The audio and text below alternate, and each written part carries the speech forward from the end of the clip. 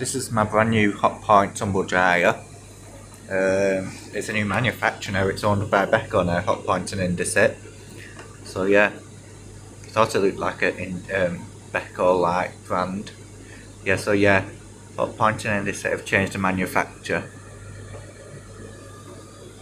And yeah, this looks like a Beko now.